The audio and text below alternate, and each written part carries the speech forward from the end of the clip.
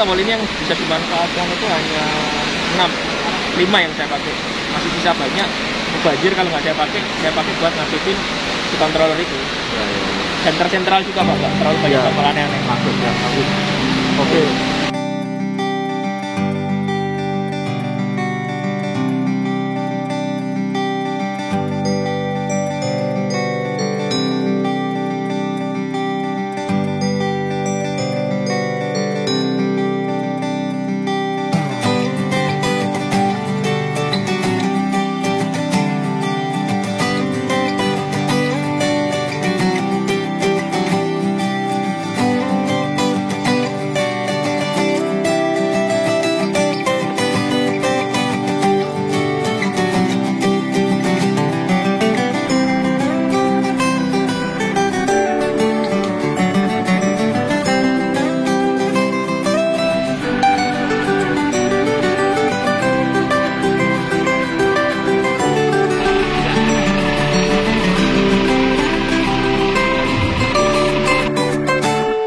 Teman-teman, ketemu lagi. Kali ini saya mau cerita proses pembuatan Maleo motorhome saya. Tapi sebelumnya mohon maaf kepada teman-teman yang menanyakan soal biaya ya. Jadi di video sebelumnya banyak yang menanyakan berapa biaya yang harus dikeluarkan untuk membuat motorhome saya itu. Sebetulnya saya sungkan kalau harus menyampaikan angka. Mohon maaf. Tapi nanti saya akan buatkan video sendiri setelah final deh. Karena sekarang memang walaupun sudah jadi, tapi belum di test drive, surat-suratnya belum selesai. Jadi setelah surat selesai, saya rencana mau test drive, dan setelah test drive, sesuai pembicaraan dengan pihak karoseri Laksana, kemungkinan akan ada improvement sampai saya yakin lah bisa aman di sana. Baik, sekarang soal pembuatan motorhome Maleo ini. Jadi yang pertama mungkin kenapa saya memilih menggunakan mobil pickup, kemudian dibangun di sebuah karoseri di Laksana menjadi motorhome. Jadi yang pertama tentu saya berawal dari budget ya. Saya menentukan kira-kira saya mempunyai budget sekian. Pilihannya itu menggunakan mobil pickup tapi baru, atau menggunakan mobil yang lebih besar gitu ya, mungkin minibus long chassis atau semacam H1 atau high ace, atau bahkan membeli sebuah bus 3/4 tetapi second. Nah, saya mempunyai pilihan di situ. Nah, pertimbangan untuk memilih mobil pickup baru atau yang lebih besar tetapi second itu, kemudian saya berpikir yang pertama itu tujuan menggunakan motorhome ini. Jadi karena motorhome ini kemungkinan besar akan lebih sering saya gunakan berdua dengan istri. Mungkin hanya sekali-kali, mungkin di weekend gitu ya, tolong weekend jalan sama anak atau cucu. Maka saya berpikir mungkin mobil pickup sudah cukup dengan kapasitas untuk 2 orang atau 3 orang dewasa, kemudian dengan 1 anak, atau 2 orang dewasa kemudian dengan 2 anak-anak dengan cucu saya. Jadi dari situ mobil pickup pun sudah cukup. Yang kedua adalah pertimbangan surat-surat, jadi dokumen ya. Kalau saya menggunakan mobil baru, kemudian saya membangunnya di sebuah karoseri yang cukup bonafit, maka surat-surat itu bisa diurus sampai selesai. Jadi ada pembuatan SKRB, surat keterangan rubah bentuk, kemudian diurus SRUT-nya, sertifikat registrasi uji tipe, kemudian diurus STNK-nya, kemudian KIR. Jadi saya tidak akan pusing dengan masalah itu. Yang ketiga adalah pertimbangan maintenance. Kalau mobil baru biasanya itu sampai 100.000 kilometer ya. Itu mungkin hanya menggunakan akan mengganti, perawatannya masih rendah, dan kalaupun mengganti itu hanya part-part yang fast moving, kampas rem, ban, kampas kopling, paling itu saja. Jadi sewaktu-waktu mau digunakan mungkin tidak akan terkendala. Kemudian kemungkinan mogok di jalan juga kecil karena mobilnya masih baru.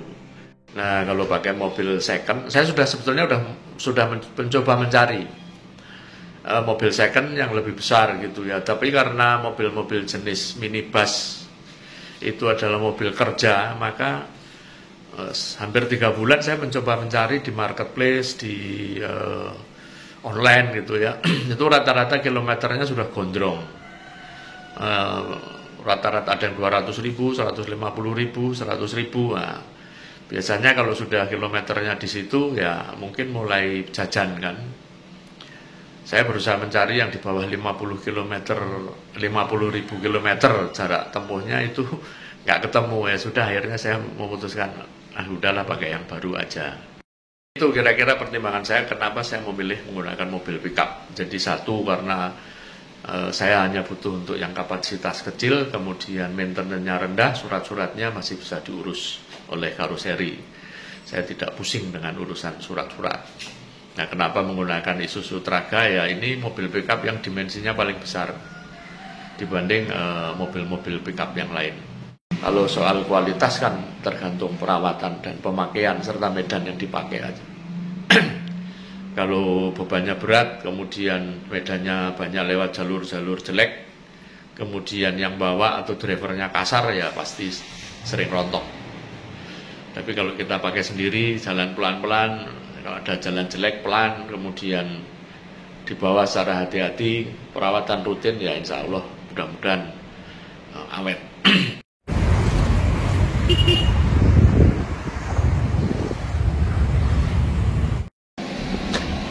Ini di komplek Laksana ini ya. Pabriknya gede banget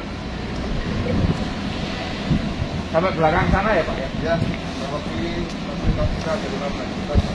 15 hektar buat jogging lumayan. Nah, singkatnya itu setelah saya survei ke sana kemari belum ada yang cocok, saya kontak dengan Pak Tony. Pak Tony ini ownernya base Sumber Alam yang biasa membuat base-nya itu, membangun base-nya itu di karoseri Laksana. Pak Tony cerita kalau Laksana katanya berencana membangun satu divisi produk untuk motorhome. Nah, akhirnya saya menghubungi Laksana. Kemudian setelah melakukan pembicaraan, akhirnya saya bulat untuk membangun motorhome saya di sana.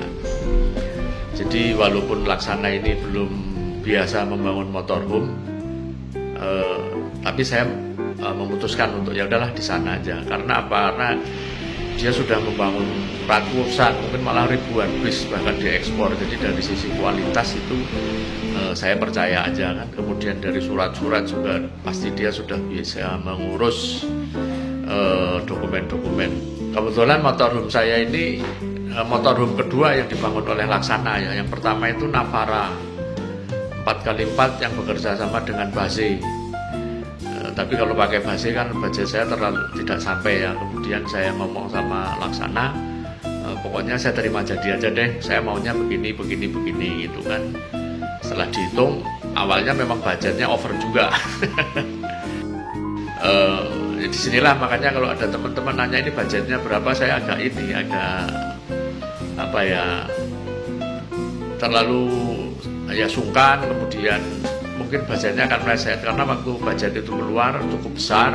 Kemudian saya menyampaikan ke Laksana, saya cuma punya budget sekian, pokoknya jauh sekali dari harga yang disampaikan pertama kali oleh bagian marketing di Laksana. Kemudian setelah disampaikan ke Pak Stefan Arman ya, ownernya, ya sudah diterima. Mungkin karena ini termasuk first atau second order untuk motorhome ya. Jadi semacam kelinci percobaan juga untuk mengembangkan motorhome, maka budget itu diterima. Ya risikonya karena saya tidak biasa pakai motorhome, terus mereka juga baru mengembangkan produk baru, memang pengerjaannya cukup lama ya, terutama di pengembangan. Jadi kami dari Bekasi jam 11 ya. Di setengah 4. Jadi 4,5 jam dari Bekasi udah mau masuk Ungaran. Jadi kami ke Ungaran ini mau melihat progres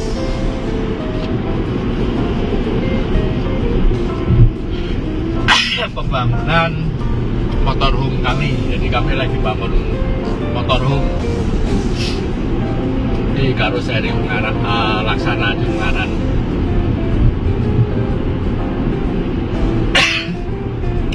Ini udah berapa bulan ya?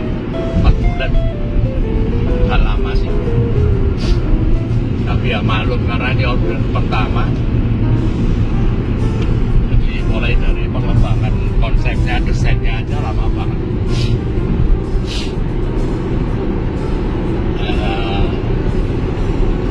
Mudah-mudahan segera selesai.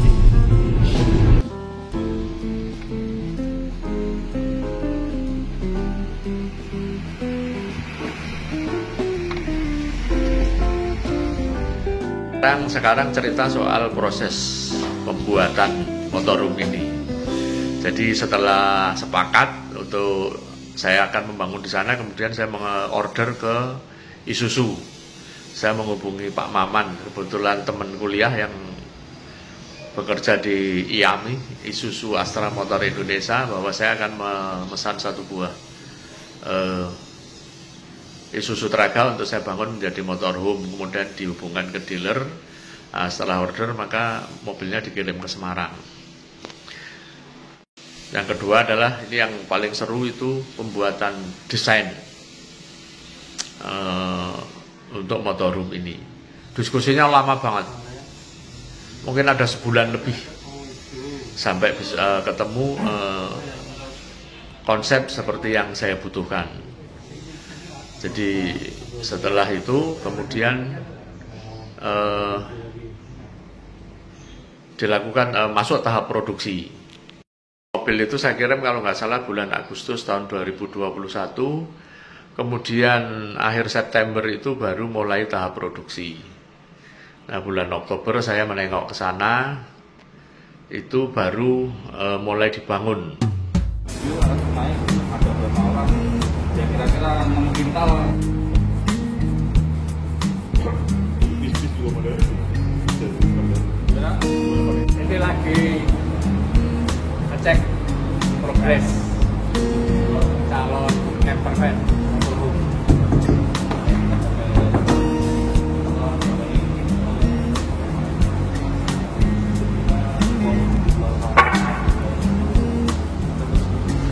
Ini bahannya apa, Pak? Ini yang keluarnya fiberglass. Fiberglass. Tapi nggak pecah ya? Enggak.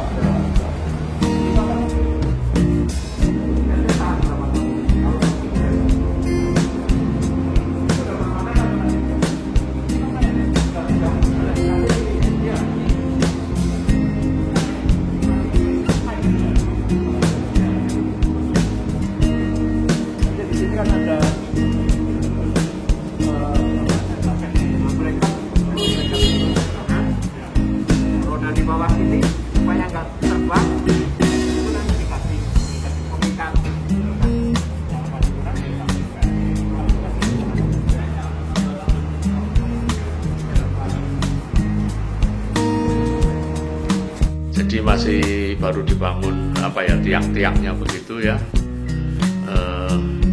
belum kelihatan bentuknya. Jadi di awal Januari saya datang lagi, udah sempat saya tinggal touring pakai sepeda motor itu. Ini sampai di Karoseri Laksana. Ya, mungkin ada yang nanya, touring kok ke Karoseri ngapain? Ya, kami mau menengok cabang bayi. Kami lagi membangun sebuah motorhome di Karoseri Laksana. Ini sudah cukup lama, nih 3 atau 44 bulan kali. Kita lihat sekarang progresnya seperti apa.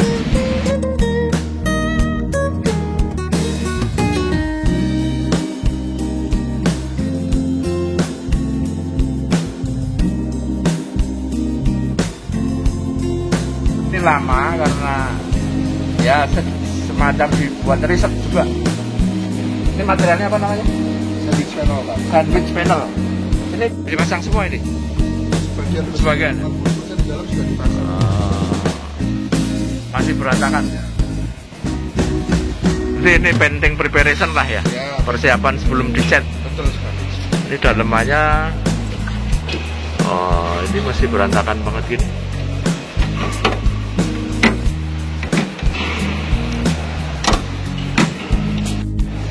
Jadi prosesnya benar-benar dipikirkan kenyamanan. Nomor satu keamanan, ya. Kedua kenyamanan. Nah, ketiga apa? Yang ketiga kita pastikan kendaraannya lolos dari legalitas Nah, di mana kendaraannya semua sesuai regulasi. sesuai regulasi. Kita pakai bahan-bahan ringan soalnya. Hanya efek, bukan plat ya. Kabelnya tertutup, mengurangi risiko arus pendek.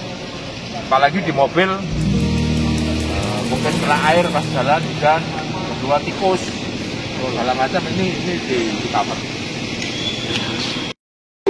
Separuh setengahnya kerajinan tangan.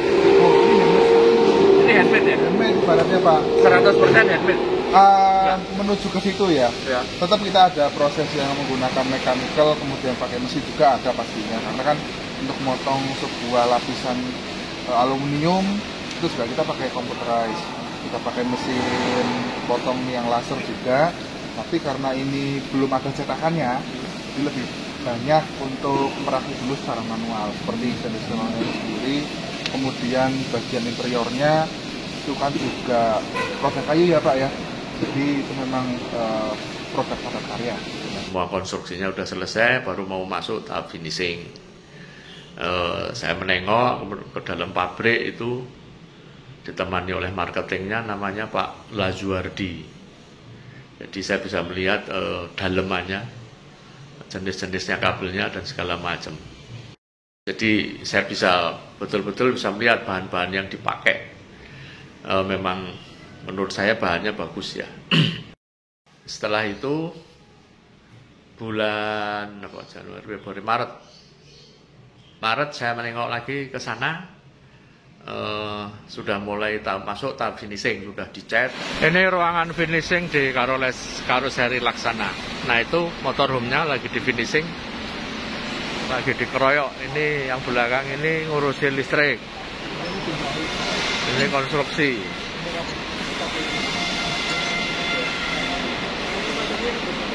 Yang depan lagi masang AC. Masang AC. Ini dalemannya masih berantakan. Oh.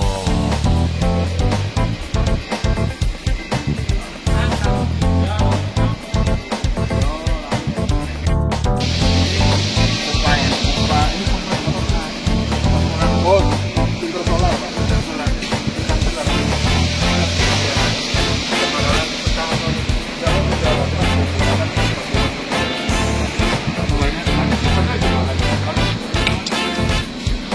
Ini kan buat towing, ada towing dulunya. Ini itu kan itu apa namanya kontaktor ya. Ini. Tapi maksudnya gini yang 220 itu ya dikasih satu lar yang sama gitu ya. Ini lanjutnya buat tempat tidur. Ini bro saya mas.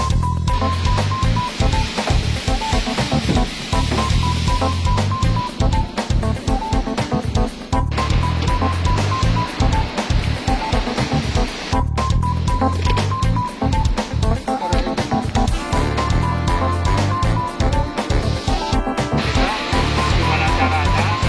Ini nggak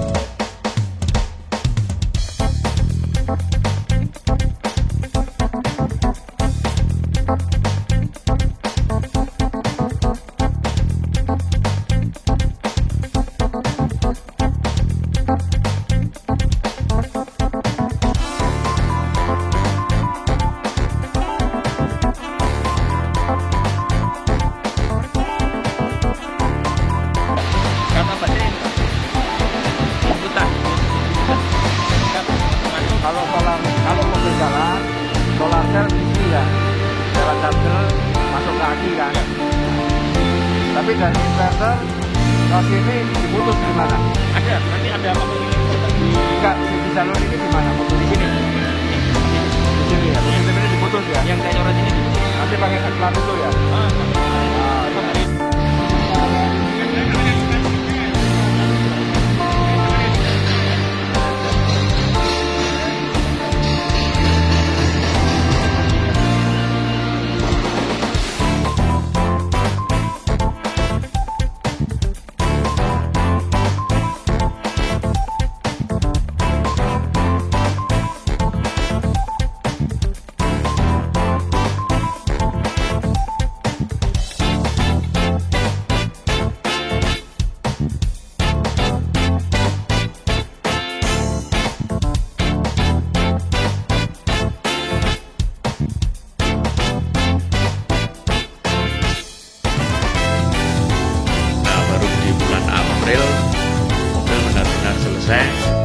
SRUT-nya udah diurus, sekarang tinggal menunggu pengurusan dokumen. Mudah-mudahan cepat, ini lagi diurus sama dealer Isuzu di tempat saya beli. Nah, diharapkan sehabis lebaran itu benar-benar saya bisa melakukan test drive. Jadi kalau dihitung-hitung cukup lama ini, 8 bulan. Tapi menurut saya worth it lah, karena saya bisa mengikuti prosesnya, kemudian saya tahu bahan-bahannya, kemudian mobil itu dibangun sesuai kebutuhan saya. Dan waktu 8 bulan itu ternyata masih mendingan. Saya punya teman di Jerman, dia kebetulan juga dia pre-order sebuah motorhome. Ternyata di sana indahnya 2 tahun. Jadi masih mending di Indonesia. Alright.